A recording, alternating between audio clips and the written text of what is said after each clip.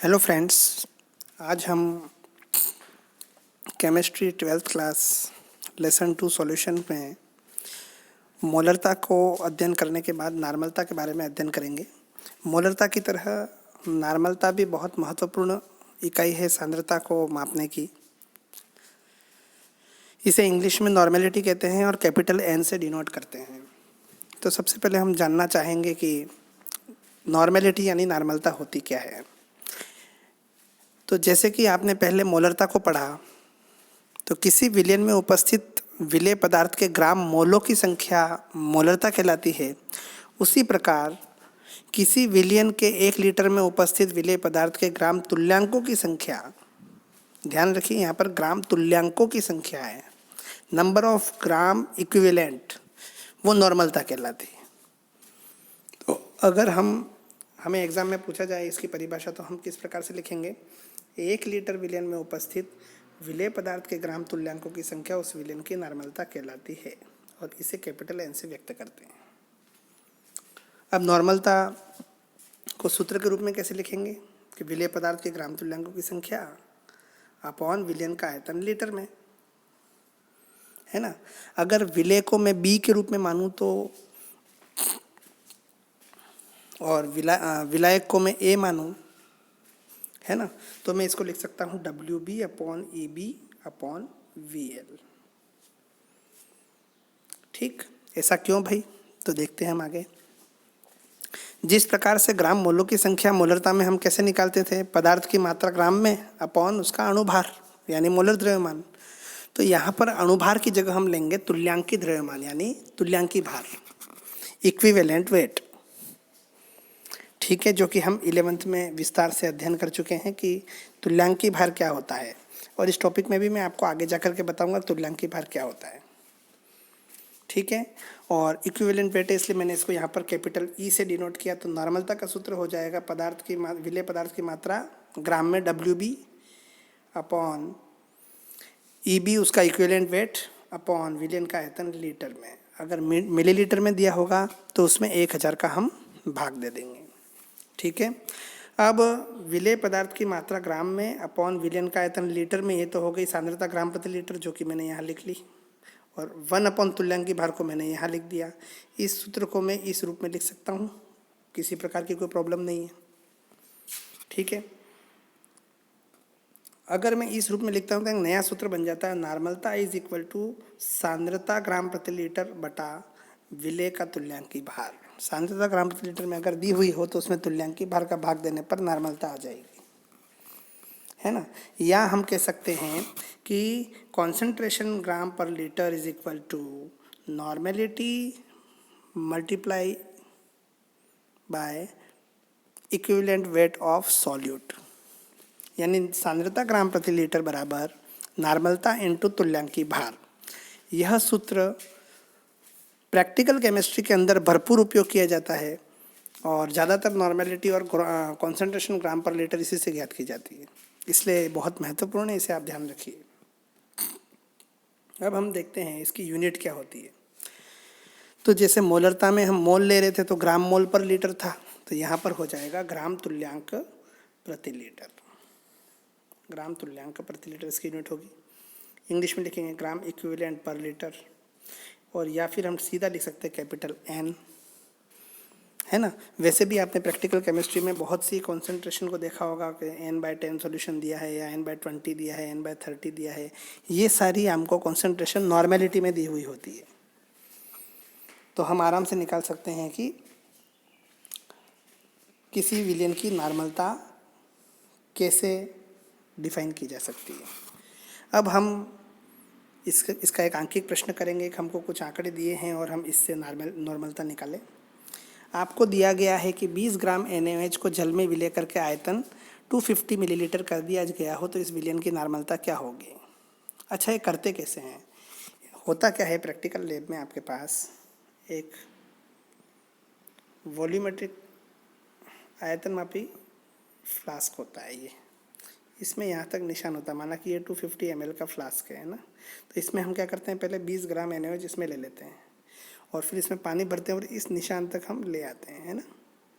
और चूँकि जली विलेन है, ट्रांसपेरेंट है, इसलिए इसको अगर ये लाइन ऐसे दिखेगी तो यहाँ पर ये हम इस प्रकार से इसको देखते हैं। जैसे ये लाइन है तो इसको छूती हुई है ना, ऐसे ऐसे रीडिंग ली जाती है।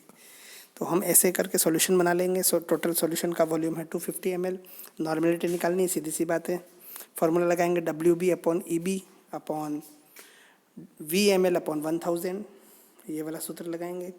तो NaOH की मात्रा कितनी, 20 ग्राम बटा उसका तुल्यांकी भार है 40, सोडियम का 23, ऑक्सीजन का 16 और हाइड्रोजन का 1, 23 + 16 + 1 40 अपॉन ये हो जाएगा 250 ml में 1000 का भाग देंगे तो लीटर में आ जाएगा, है ना। तो ये हो जाएगा 20/40, 20/40 इंटू 1000/250।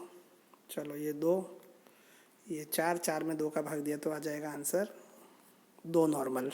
2 नॉर्मल सॉल्यूशन है यहाँ, या हम इसको कह सकते हैं 2 ग्राम इक्विवेलेंट पर लीटर। इस तरीके से आसानी से हम किसी भी विलयन की नॉर्मलता को ज्ञात कर सकते हैं, है ना। अब हम नॉर्मलता से रिलेटेड कुछ इम्पोर्टेंट फैक्टर्स देख लेते हैं क्या क्या हैं।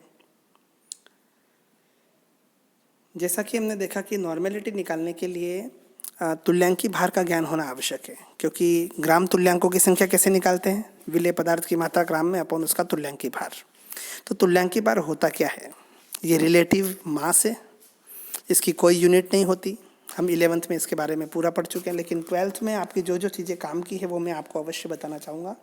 बहुत से बच्चे 11th के टॉपिक भूल जाते हैं, इसलिए मैंने सोचा तुल्यांकी भार के बारे में ज़्यादा नहीं, लेकिन वैसे बहुत बड़ा टॉपिक है ना। तो 11th की क्लास के मैं जब वीडियो बनाऊंगा तो आप उसमें देख सकेंगे, लेकिन फिर भी हम जो 12th के लिए उपयोगी है उतना ज़रूर पढ़ लेते हैं। तो एग्ज़ाम में भी एग्जामिनर अक्सर इक्विवेलेंट वेट के बारे में पूछते हैं प्रैक्टिकल केमिस्ट्री के अंदर, व्हाट इज़ इक्विवेलेंट वेट। तो किसी भी पदार्थ का तुल्यांकी भार उसके भार भागों की वह संख्या है, उसके भार भागों की वह संख्या है जो हाइड्रोजन के 1.008 भार भाग, ऑक्सीजन के 8 भार भाग और क्लोरीन के 35.5 भार भाग से या तो जुड़ सके यानी संयुक्त हो सके या उसे विस्थापित कर सके, है ना। बहुत क्लिष्ट परिभाषा है, सामान्य बच्चों को समझने में कठिनाई होती है, इसलिए इसे डिटेल में बिल्कुल 11 में पढ़ाया जाता है, हम भी पढ़ाते हैं, है ना। आप इसे समझ सकते हैं, लेकिन मैं आपको शॉर्ट में, आपको चूँकि नॉलेज इसका है इसलिए मैं आपको थोड़ा सा जल्दी बताऊंगा कि प्रत्येक यौगिक में एक ही तत्व का, जैसे 2 यौगिक दे रखे हैं उसमें एक ही एलिमेंट का इक्विवेलेंट वेट अलग अलग मिलेगा। वो कंडीशंस पर डिपेंड करता है, कैसी कंडीशन है। जैसे कि मैं एक एग्जांपल लूँ, एक है कार्बन मोनोऑक्साइड और एक है कार्बन डाइऑक्साइड। कार्बन मोनोऑक्साइड के अंदर कार्बन के 12 भाग ऑक्सीजन के 16 भाग से संयुक्त हो रहे हैं। हमको परिभाषा में दिया है ऑक्सीजन के 8 भाग से संयुक्त होने वाले भाग जो होंगे वो इक्विवेलेंट वेट कहलाएगा। तो 16 भाग से संयोग कर रहे हैं 12 भाग, तो 8 से कितने करेंगे, 6 भाग। तो इसमें इसका मतलब कार्बन मोनोऑक्साइड में इक्विवेलेंट वेट कितना हुआ कार्बन का, 6। अगर मैं कार्बन डाइऑक्साइड का एक उदाहरण लूँ तो इसमें ऑक्सीजन के 32 भाग, 16 दूनी 32 भाग से संयोग कर रहे हैं कार्बन के 12 भाग। तो ऑक्सीजन के 8 भाग से कितने संयोग करेंगे, 32/4 8 होता है, तो 12/4 कितना होगा, 3, यानी कार्बन का इक्विवेलेंट वेट हुआ 3। तो आप देख सकते हैं कि CO और CO2 में एक ही तत्व कार्बन का इक्विवेलेंट वेट अलग अलग है। तो ऐसा हो सकता है, जबकि आपने देखा होगा एटॉमिक वेट तो सेम होता है कहीं पर भी हो, लेकिन इक्विवेलेंट वेट तुलनात्मक होता है, इसकी कोई यूनिट नहीं होती और प्रत्येक यौगिक में परिस्थिति के हिसाब से, जुड़ने और विस्थापित करने के हिसाब से एक ही तत्व का तुल्यांकी भार अलग अलग हो सकता है। आगे चलें। अब प्रैक्टिकल केमिस्ट्री के अंदर जनरली हमको इक्विवेलेंट वेट निकालने की ज़रूरत कहाँ पड़ती है, या तो किसी अम्ल का इक्विवेलेंट वेट निकालना पड़ता है, क्योंकि टाइट्रेशन के अंदर या तो अम्ल क्षार के बीच में होता है टाइट्रेशन, या रेडॉक्स टाइट्रेशन के अंदर ऑक्सीकरण अपचयन अनुमापन के अंदर ऑक्सीकारक या अपचायक का तुल्यांकी भार निकालने की जरूरत पड़ती है। तो आज के टॉपिक में हम केवल इसी पर एम्फेसिस करेंगे, जोर देंगे कि अम्ल क्षार ऑक्सीकारक और अपचायक इनका तुल्यांकी भार हम कैसे निकालें, है ना। तो सबसे पहले हम देखते हैं किसी अम्ल का यानी एसिड का इक्विवेलेंट वेट कैसे निकालते हैं। सीधा सा फॉर्मूला है किसी भी अम्ल का तुल्यांकी भार होता है उसका अणुभार अपॉन उसकी क्षारकता, है ना। अब अणुभार तो आप जानते हो क्या होता है, लेकिन क्षारकता के बारे में आप डिटेल में नहीं जानते हैं। तो बेसिसिटी क्या होती है ना। तो equivalent weight of an acid is equal to molecular weight of acid upon basicity of that acid. तो बेसिसिटी या क्षारकता क्या होती है, तो किसी भी अम्ल की क्षारकता से मतलब है कि उसके अंदर विस्थापनीय हाइड्रोजन परमाणु कितने हैं, यानी कितने डिस्प्लेस हो सकने वाले हाइड्रोजन परमाणु हैं। अब हम कैसे पता लगाएंगे कि यार जैसे किसी के अंदर 3 हाइड्रोजन परमाणु हैं, जैसे H3PO2 है, तो H3PO2 या H3PO3 के अंदर 3 हाइड्रोजन दिख रहे हैं, तो क्या जितने हाइड्रोजन दिख रहे हैं वो सारे विस्थापनीय हैं या कम हैं या ज़्यादा हैं, कैसे हम पता लगाएं। तो इसका सीधा सा तरीका है, ज़्यादातर एसिड्स जो होते हैं उनके अंदर OH बॉन्ड होते हैं, तो जितने भी OH बॉन्ड हो वो विस्थापनीय हाइड्रोजन परमाणु होंगे, है ना। तो इसमें ये विशेष ध्यान देना है। जैसे कि मैं आपको कुछ उदाहरण से ये सिद्ध कर दूंगा। फेमस एग्जांपल ले रहा हूँ मैं ज़्यादातर, H2SO4 सल्फ्यूरिक एसिड। इसकी स्ट्रक्चर जब मैं लिखता हूँ तो इस प्रकार से स्ट्रक्चर आती है यहाँ पर। हाँ, ये सल्फर और ऑक्सीजन के बीच के बॉन्ड कोऑर्डिनेट बॉन्ड भी हो सकते हैं, है ना। लेकिन सल्फर अपनी ऑक्सीकरण अवस्था में वृद्धि कर सकता है क्योंकि इसके अंदर वैकेंट ऑर्बिटल्स होते हैं। इसीलिए मैं यहाँ पर उपसंयोजक बंध यानी कोऑर्डिनेट बॉन्ड को डबल बॉन्ड में भी बदल सकता हूँ, ठीक है। अब ये देखिए यहाँ पर 2 OH बॉन्ड है H2SO4 में, एक ये और एक ये। तो क्षारकता कितनी होगी, बेसिसिटी हो जाएगी 2। तो इसके अणुभार मोलिकुलर वेट में 2 का भाग लगेगा तो हो जाएगा 98/2, 98/2 यानी 49। इसका मतलब H2SO4 का अणुभार तो है 98 और तुल्यांकी भार है 49, ठीक। अब हम बात करते हैं H3PO4 फॉस्फोरिक एसिड की। फॉस्फोरिक एसिड H3PO4, हम जानते हैं फॉस्फोरिक एसिड में P double bond O bond होता ही है, और या P बॉन्ड होता है, POH बॉन्ड होता है या PH बॉन्ड होता है। इसके बारे में विस्तार से अध्ययन हम P ब्लॉक कंपाउंड्स में करेंगे, आपका 7th लेसन है, वो बाद में पढ़ेंगे हम। तो इसकी स्ट्रक्चर में देखो P डबल बॉन्ड O और यहाँ पर 3 OH बॉन्ड है, यानी यहाँ इसकी बेसिसिटी होगी 3, तो अणुभार में 3 का भाग लगेगा, वही उसका इक्विवेलेंट वेट हो जाएगा। अगर हम अच्छा यहाँ देखिए H2SO4 में 2 हाइड्रोजन दिख रहे थे और उसकी क्षारकता है 2, चलो। इसमें 3 हाइड्रोजन दिख रहे थे, इसकी क्षारकता है 3, चलो। अब इसमें देखते हैं H3PO3 में, इसकी स्ट्रक्चर में देखो 2 OH बॉन्ड है, यानी इसकी बेसिसिटी हुई 2, तो इसके तुल्यांकी भार बराबर होगा अणुभार बटा 2, अणुभार में 2 का भाग लग जाएगा। लेकिन आप यहाँ ध्यान से देखिए, इसके सूत्र में हाइड्रोजन दिख रहे हैं 3 और क्षारकता है 2। इसका मतलब ये हुआ कि आप सूत्र के हाइड्रोजन देख करके बेसिसिटी का अनुमान नहीं लगा सकते जब तक कि आप स्ट्रक्चर नहीं लिखेंगे। इसलिए आपको थोड़ा सा ध्यान रखना है। तुक्का बार बार नहीं लगता, तुक्का हमेशा भी नहीं लगता, है ना। तो कहीं कहीं पर जब टिपिकल क्वेश्चंस आ जाते हैं वहाँ पर हम ठीक है, ज़्यादातर में होते हैं, जितना हाइड्रोजन दिख रहे हैं वो होते हैं, लेकिन बहुत से ऐसे कंपाउंड्स हैं जिनमें स्ट्रक्चर के बेस पे हमको निकालना पड़ता है कि इसकी बेसिसिटी क्या है। अब हम आगे चलते हैं, कुछ उदाहरण और दे रखें। H3PO2 में आप देखिए, इसकी स्ट्रक्चर में तो एक ही OH बॉन्ड है जबकि सूत्र में तो 3 दिख रहे हैं, तो इसकी क्षारकता 1 होगी। तुल्यांकी भार के सूत्र में अणुभार में 1 का भाग लगेगा, तो इसका तुल्यांकी भार और अणुभार दोनों बराबर होंगे। ऑक्जेलिक एसिड में 2 OH बॉन्ड है, क्षारकता 2 है, 2 का भाग लगेगा। HNO3 में 1 OH बॉन्ड है, क्षारकता 1 है, इसका तुल्यांकी भार अणुभार बराबर होगा। तो आप समझ गए होंगे मैं क्या कहना चाह रहा हूँ, है ना। किसी अम्ल का तुल्यांकी भार हम कैसे निकालते हैं। इसी प्रकार से अगर हम क्षार की बात करें तो क्षार का तुल्यांकी भार होता है क्षार का अणुभार अपन क्षार की अम्लता। अब अणुभार आपको पता है, लेकिन एसिडिटी कैसे निकालें, किसी क्षार की अम्लता कैसे निकालें।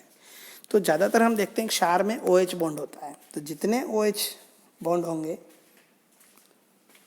या जितने OH समूह उपस्थित होंगे वहाँ पर, उसमें वो कहलाएगा उसकी अम्लता कहलाएगी, यानी एसिडिटी कहलाएगी। जैसे NaOH में एक OH समूह है ना, तो यहाँ पर इसकी अम्लता हो गई 1, इसमें अणुभार में 1 का भाग लगेगा। कैल्शियम हाइड्रोक्साइड में 2 OH समूह उपस्थित हैं तो अम्लता हो गई 2, अणुभार में 2 का भाग लगेगा। KOH में अम्लता हो गई, OH बंद हो गया, OH समूह हो गया 1, तो अम्लता हो गई 1, अणुभार में 1 का भाग लगेगा।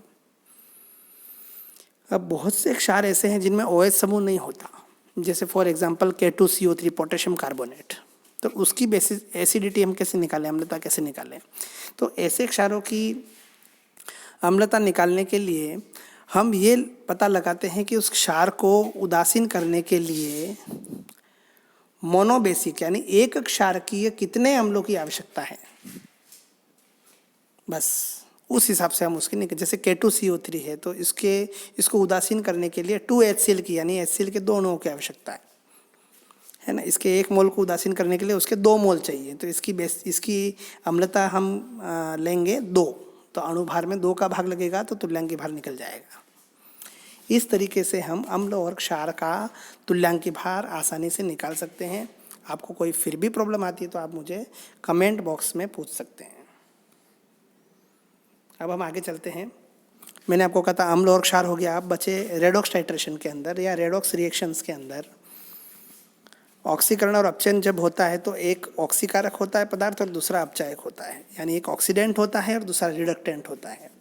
जो ऑक्सीडेंट होता है उसका रिडक्शन होता है और जो रिडक्टेंट होता है उसका ऑक्सीडेशन होता है, हम भी जानते हैं, ये भी हम पहले 11th में पढ़ चुके हैं। तो ऑक्सीडेंट यानी किसी ऑक्सीकारक का तुल्यांकी भार कैसे निकालेंगे, अणुभार, उसका अणुभार और उसमें किसका भाग लगेगा। अब हम जानते हैं ऑक्सीडेंट है तो क्या होगा, उसका क्या हो रहा है, अपचयन हो रहा है।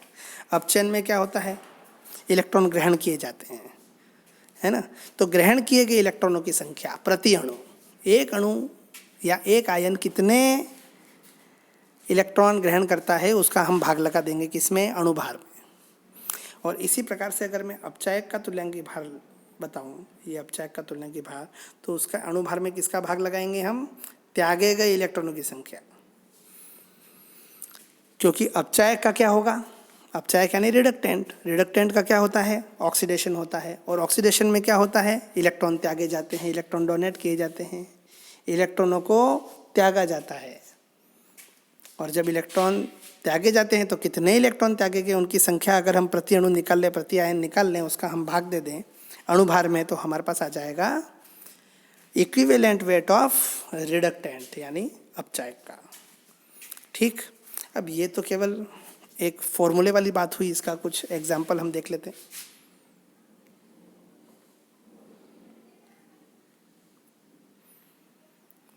फेमस एग्जाम्पल लेते हैं पोटेशियम परमैंगनेट और फेरस अमोनियम सल्फेट के मध्य रेडॉक्स टाइट्रेशन का। देखना आप ध्यान से,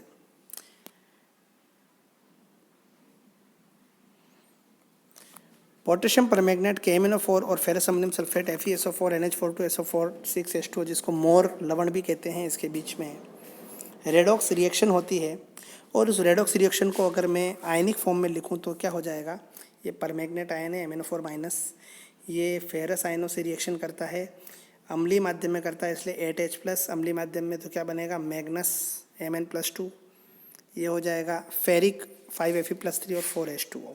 इस पूरे सूत्र को मैंने आयन इलेक्ट्रॉन विधि से संतुलित किया हुआ है, ये पूरा बैलेंस्ड इक्वेशन है ना। और आयन इलेक्ट्रॉन विधि आप देख चुके हैं किसमें, 11th में। ठीक है, केमिस्ट्री एक ऐसी सब्जेक्ट है जिसमें हर चीज़ लिंक्ड है, आप इसे टुकड़ों टुकड़ों में नहीं पढ़ सकते, है ना। आप ये नहीं कह सकते कि आप मुझे सर 12 चैप्टर पढ़ा दीजिए और मैं 7th नहीं पढ़ूंगा, ऐसे नहीं हो सकता। हर चीज़ लिंक्ड है, जो चीज़ पहले पढ़ी जाती है उसी से रिलेटेड अगली चीज़ें आती हैं और समझ में भी तभी आती है। तो आप यहाँ पर देखिए, हमने 11th में आपने एक और चीज़ देखी होगी, ऑक्सीकरण और अपचयन। तो जब भी ऑक्सीकरण अंक, यहाँ पर MnO4 माइनस में मैग्नीज का ऑक्सीकरण अंक कितना है, +7, ठीक है, और इसमें कितना है, +2, है ना। तो ये +7 किस में हो गया, +2 में, यानी क्या हो गया, कम हो गया। जब कम होता है तो क्या होता है, अपचयन, है ना। ये अपचयन हुआ इसका, ठीक है। और Fe+2 Fe+3 में बदल गया, ये Fe+2 Fe+3 में बदल गया, तो ये क्या हो गया, ऑक्सीडेशन, क्यों? क्योंकि यहाँ पर ऑक्सीडेशन नंबर बढ़ रहा है, और हम जानते हैं कि जब भी ऑक्सीडेशन नंबर बढ़ता है तो ऑक्सीडेशन होता है, ऑक्सीडेशन नंबर में कमी आती है ऑक्सीकरण अंक में, तो रिडक्शन होता है ना। चलो ये भी हमको पता लग गया। अब यहाँ पर हम देखते हैं कि जिसका अपचयन हो रहा है वो ऑक्सीकारक है और जिसका ऑक्सीकरण हो रहा है वो अपचायक है। सबसे पहले हम निकालते हैं ऑक्सीकारक का तुल्यांकी भार। तो ऑक्सीकारक कौन है? जिसका अपचयन हो रहा है। अपचयन किसका हो रहा है? यहाँ पर अपचयन हो रहा है इसका MnO4 माइनस यानी परमैंगनेट आयन का। तो KMnO4 का तुल्यांकी भार क्या हो जाएगा? इसका अणुभार। अणुभार कितना होता है? 158 अपॉन ग्रहण किए गए इलेक्ट्रॉन की संख्या, है ना, ग्रहण किए गए इलेक्ट्रॉनों की संख्या। तो +7 किस में बदला था? +2 में, यानी कितने इलेक्ट्रॉन ग्रहण किए इसने? इसने किए +5 इलेक्ट्रॉन। तो ही तो दो आवेश बराबर होंगे दोनों तरफ। 7 में से 5 चला गया तो 2 और इधर 2, है ना, 5 इलेक्ट्रॉन ग्रहण किए इसने, इसीलिए यहाँ पर भाग लगेगा 5 का। तो 158/5 कितना हो गया? 31.5। तो इसमें पोटेशियम परमैंगनेट का तुल्यांकी भार इस रिएक्शन के अंदर क्या होगा? 31.5। Reaction by reaction equivalent weight change होगा, तुल्यांकी भार बदलेगा। इसलिए इस रिएक्शन के अंदर, इस अभिक्रिया के अंदर पोटेशियम परमैंगनेट का तुल्यांकी भार हो जाएगा 31.5। अब हम आगे चलते हैं। अगर मैं अपचायक का तुल्यांकी भार लूँ, यहाँ अपचायक कौन है? यहाँ अपचायक है फेरस अमोनियम सल्फेट। देखिए आप, अपचायक कौन है? जिसका ऑक्सीकरण हो रहा है। ऑक्सीकरण किसका हो रहा है? ऑक्सीकरण हो रहा है फेरस का फेरिक में। अच्छा, इसमें +2 +3 में बदल रहा है ना। तो +2 +3 में बदल रहा है तो कितने का चेंज हो रहा है? केवल 1 इलेक्ट्रॉन का चेंज हो रहा है। 1 इलेक्ट्रॉन ये त्याग रहा है, तो त्यागे गए इलेक्ट्रॉन की संख्या कितनी हुई? 1। इसलिए इसके अणुभार में केवल 1 का भाग लगेगा। तो फेरस अमोनियम सल्फेट का अणुभार होता है 392.12। किन्हीं किन्हीं किताबों में 392.16 लिख रखा है, लेकिन 392.12 मोर करेक्ट है। 392.12 में 1 का भाग लगेगा, यानी 392.12 ही आएगा। इसका मतलब फेरस अमोनियम सल्फेट का तुल्यांकी भार और अणुभार दोनों बराबर होते हैं। तो आपने देख लिया होगा कि किसी रिएक्शन से हम ऑक्सीकारक और अपचायक का तुल्यांकी भार कैसे निकालते हैं। ठीक है। प्रैक्टिकल केमिस्ट्री में नॉर्मलता का मान जो होता है उसका मान भी मोलरता की तरह पॉइंट के बाद 4 अंकों तक निकाला जाता है। जैसे 0.0568, मैं यहाँ पर 0.05n नहीं लिखूँगा, मुझे पॉइंट के बाद 4 डिजिट तक निकालना पड़ेगा, तो ही आपका प्रैक्टिकल केमिस्ट्री के अंदर निकाला गया आंसर सही होगा, वरना वो गलत होगा। इसलिए आप इस बात का विशेष ध्यान रखिए, जब भी प्रैक्टिकल करिए और उसके अंदर नॉर्मलता निकालिए तो पॉइंट के बाद 4 डिजिट तक निकालिए। ठीक है। उसके बाद हम देखते हैं कि प्रैक्टिकल केमिस्ट्री के अंदर जब हम गणना करते हैं अनुमापन के अंदर, तो मानक विलयन की सांद्रता ग्राम प्रति लीटर में दी होती है। उसकी नॉर्मेलिटी हम किससे निकालेंगे? इस सूत्र से निकालेंगे, सांद्रता ग्राम प्रति लीटर अपॉन तुल्यांकी भार, है ना। और सांद्रता ग्राम प्रति, नॉर्मलता दे रखी है और सांद्रता ग्राम प्रति लीटर निकालनी है, तो भी हम इसी सूत्र का इस्तेमाल करेंगे, सांद्रता ग्राम प्रति लीटर बराबर नॉर्मलता इनटू तुल्यांकी भार, जो हम पहले पढ़ चुके हैं। इसका बात विशेष ध्यान रखिए आप। नेक्स्ट है आपका, जैसे हमने मोलरता के अंदर बैलेंस्ड इक्वेशन से निकाला था MaVa = x/y MbVb, वैसे नॉर्मेलिटी में ऐसा कुछ नहीं है, बिल्कुल इजी फॉर्मूला लगता है इसमें, N1V1 = N2V2। ऐसा इसलिए होता है कि क्योंकि कोई भी रिएक्शन होती है, चाहे वो अम्ल क्षार हो या ऑक्सीकरण अपचयन हो, तो इसमें दोनों पदार्थों के बीच में जो रिएक्शन होती है, अम्ल और क्षार के बीच या ऑक्सीकारक और अपचायक के बीच, तो वो तुल्य बिंदु पर अपने तुल्यांकी अनुपातों में ही क्रिया करते हैं। इसलिए इसके अंदर x और y का कोई मतलब है ही नहीं। इसमें सीधा सूत्र लगेगा हर रिएक्शन के लिए N1V1 = N2V2, जिसमें N1V1 जनरली हम स्टैंडर्ड सॉल्यूशन यानी मानक सॉल्यूशन, मानक विलयन के लिए लेते हैं जिसकी कॉन्सेंट्रेशन हमको पता होती है, और N2V2 लेते हैं हम अज्ञात विलयन के लिए। ठीक है। यानी कि इस सूत्र में मोलरता की तरह अणुओं की संख्या नहीं लिखी जाती, इसमें विशेष ध्यान रखना है। इसलिए बहुत से बच्चे जो मोलरता का सूत्र भूल जाते हैं, वो प्रैक्टिकल एग्जाम में नॉर्मेलिटी से ही सॉल्व करते हैं, गणना के अंदर इसका उपयोग करते हैं। अब जैसे मैं आपको बता रहा हूँ, एक रिएक्शन लेते हैं हम, जो हमने ली थी पोटेशियम परमैंगनेट और फेरस अमोनियम सल्फेट के बीच की, है ना। ये वाली अभिक्रिया ली हमने, आयनिक अभिक्रिया है ये। अब इसमें नॉर्मलता का सूत्र हम सीधा लगाएंगे, N1V1 इक्वल टू N2V2, जहाँ पर N1V1 किसका है, किसके लिए लिखा है हमने, फेरस अमोनियम सल्फेट के लिए, और N2V2 किसके लिए लिखा है हमने, KMnO4 के लिए। ठीक है, तो इसका सूत्र तो यही होगा, लेकिन मोलरता का सूत्र बदल जाएगा। मोलरता का सूत्र क्या होगा, M1V1 इक्वल टू 5M2V2, जो कि हमने पहले निकाला था 10/2 बराबर होता है 5। क्यों, क्योंकि उसमें 10 फेरस अमोनियम सल्फेट के अणु 2 KMnO4 के अणु से क्रिया कर रहे हैं, तो यहाँ पर अणुओं की संख्या का महत्व है। नॉर्मेलिटी के फॉर्मूले में अणुओं की संख्या का महत्व नहीं है, बस ये हमको ध्यान रखना है।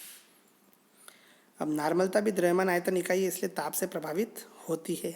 मैंने आपको पहले ही बताया, मास वॉल्यूम यूनिट जितनी भी होती है वो टेम्परेचर से इफेक्ट होती है। टेम्परेचर बढ़ाने पर जनरली वॉल्यूम बढ़ता है, विलयन का आयतन बढ़ता है, और आयतन आता है अपॉन में, इसलिए क्या होगा, आयतन बढ़ेगा तो नॉर्मेलिटी कम होगी, इसलिए नॉर्मलता कम होती है। तो मुझे आशा ही नहीं बल्कि पूर्ण विश्वास है कि आपको आज का वीडियो पसंद आया होगा। इसमें थोड़ा लंबा वीडियो ज़रूर है और प्रैक्टिकल केमिस्ट्री का पोर्शन भी मैंने इसमें जोड़ा है, लेकिन मैंने कोशिश की है कि आप नॉर्मेलिटी को अच्छी तरह से जान पाएँ और इससे रिलेटेड क्वेश्चन कर पाएँ। आगे आने वाले टाइम में हम इससे रिलेटेड कठिन से कठिन आंकिक प्रश्न भी करेंगे, तब आपको ये जितना भी पढ़ा हुआ है वो सभी ज्ञान आपके उपयोग में आएगा, आपको लाभदायी सिद्ध होगा। धन्यवाद।